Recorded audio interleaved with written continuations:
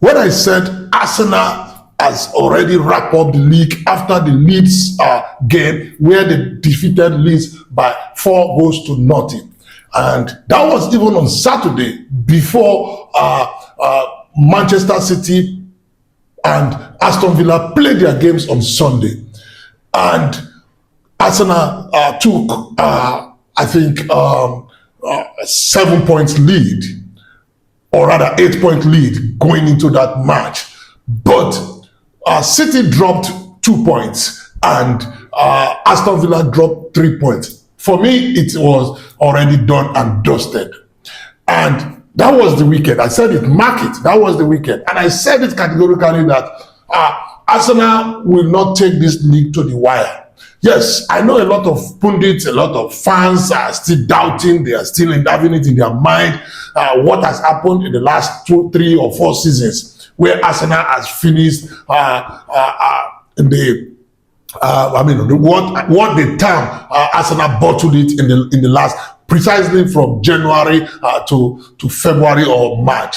Now Arsenal are playing, rather they are competing for titles in all 4 fronts. Okay, will they go ahead to win the 4? Well, I think that would be difficult.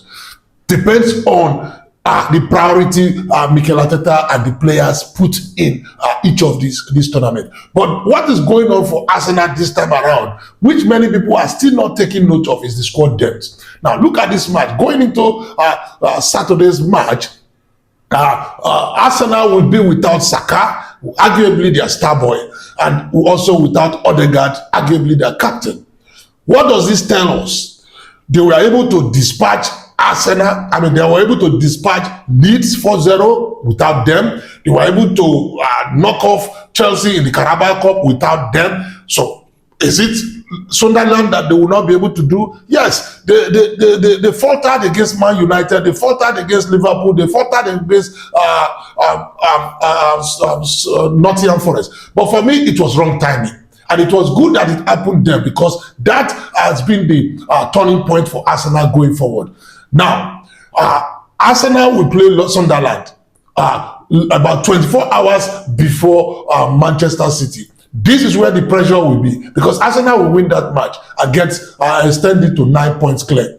And so the pressure will now be on Manchester City to go to Anfield and get a good result. And what will be a good result for them will just be for them to get 3 points. And this I don't see is going to work out, or I don't think it's possible. Not the Manchester City that has shown some inconsistency. Remember, in my last video, I made it clear that they lost a total of 9 points in January. They have lost 2 points already in February. In their first game of February, there will be more to be lost. So I don't see them getting all 3 points in there. The worst they can go for is a draw. But tell me, this is the joker.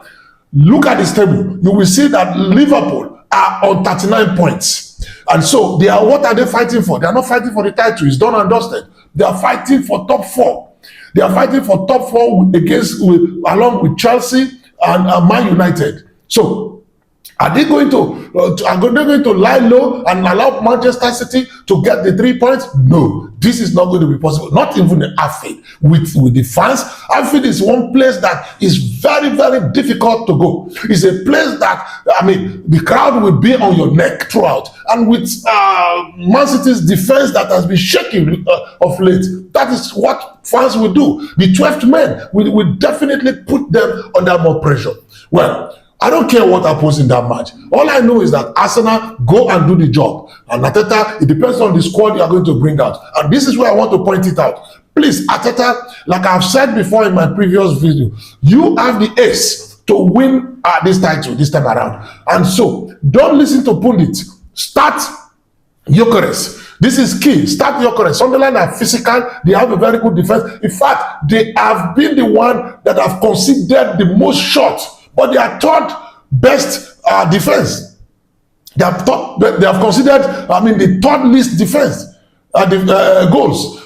So that shows you that despite the fact that they are vulnerable, they can still close the gap. So what we need here is that Gyökeres will put pressure from the beginning. Even if he doesn't score, it will make them not to want to pull out. They will be putting 2 or 3 players to mark him out. So then Jesus or Kai Havertz cannot come in the second half or later on when those players must have been must have been tired. It worked against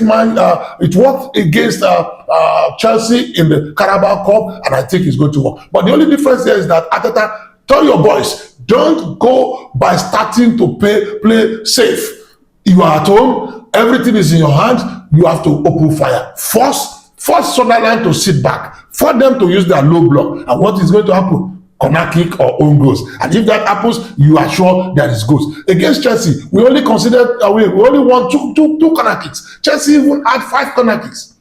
You understand? So we can score goals without corner kicks. Don't mind what people are saying. Currently, even Chelsea, Arsenal are joint top with set piece goals. So why are people screaming Arsenal, Arsenal, Arsenal? Well, I know it's just about bantering or more or less out of envy or jealousy. So go, Gunners. This is a time for you to wrap it up. I believe last week has been done, but this week is just to sign and seal it.